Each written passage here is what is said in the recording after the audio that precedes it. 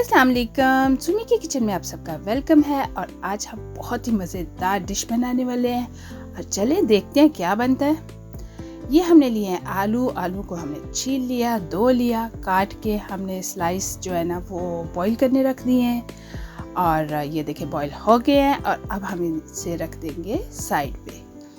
और पैन में हमने डाल लिया ऑयल और साथ डाला है प्याज हमने डाइस काटा हुआ था ताकि हमारा टाइम जो है बच सके। तो प्याज डाल दिया हमने और साथ साथ हम पकाते जाएंगे। अब हमने डाल दिया चिकन डाल के भी हम पकाएंगे अच्छी तरह से। आपको पता है चिकन तो हमेशा अच्छी तरह ही पकानी होती है, तो चिकन को हम अच्छी तरह जो है ना उल्ट पलट करके पका लेंगे। चिकन देखिए हमारी तैयार हो गई है। ये देखें, तो अब हम अपने मसाले डाल देंगे। इसमें ज़्यादा मसाले नहीं जाएंगे, हल्के फुल्के मसाले हैं। काली मिर्च डाली है, नमक डाला है और बस कोई और मसाला नहीं अभी डाला।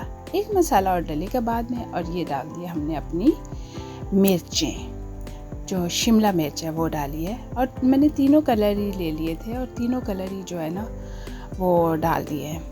तो साथ ही हमने डाली है अपनी मशरूम को हमने काट लिया था, काट के तो डाल दिए। हम साथ साथ उसको पकाते जाएंगे, साथ साथ ये मिक्स होते जाएंगे। और ये थोड़ी सी मैंने डाली है गाजर, इसको ब्रिक श्रेड किया हुआ था। और बहुत ज़बरदस्त जो है ना वो इसका फ्लेवर होता है। अगर मोटी रहेगी तो फिर कच्ची रहेगी, इसलिए बहुत बारीक कोशिश करें कि इसको काटें। तो जी हमारी पक रही है साथ साथ। तो ये देखें तैयार हो गई है तकरीबन। हमारी जो सब्जियां हैं और चिकन है बहुत खूबसूरत लग रही है। तो अगला प्रोसीजर शुरू करते हैं। सबसे पहले नीचे हमने डाले हैं बाउल में आलू। आप बड़ी एक डिश में भी बना सकते हो, लेकिन ये कि मैंने छोटे बाउल में डाले हैं।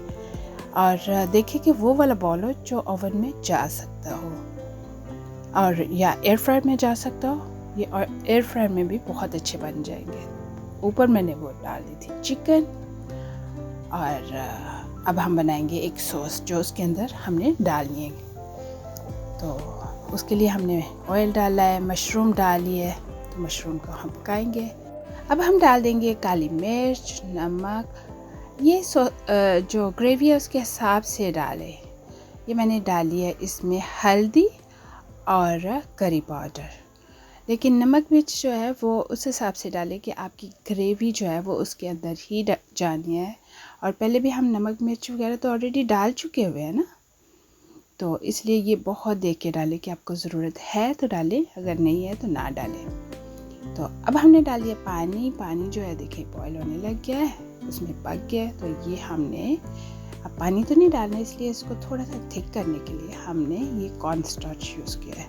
कॉर्न स्टार्च को मैंने पानी में थोड़े से मिक्स कर लिया था अच्छी तरह। तो फिर उसको मैंने डाल दिया है पैन में। तो अब थोड़ा सा ये थिक देखें होना शुरू हो गया है, बल्कि हो ही गया है थिक। ये देखें कितना अच्छा थिक हो गया हुआ है। इसको बहुत थिक नहीं करना। तो मैंने थोड़ी सी ऑरिगेनो डाली है, इसकी खुशबू जो है ना ग्रेवी में बहुत अच्छी लगेगी। तो ये अब हमने डाल दी है डबल क्रीम। 2 टेबलस्पून मैंने इसमें डबल क्रीम डाली है।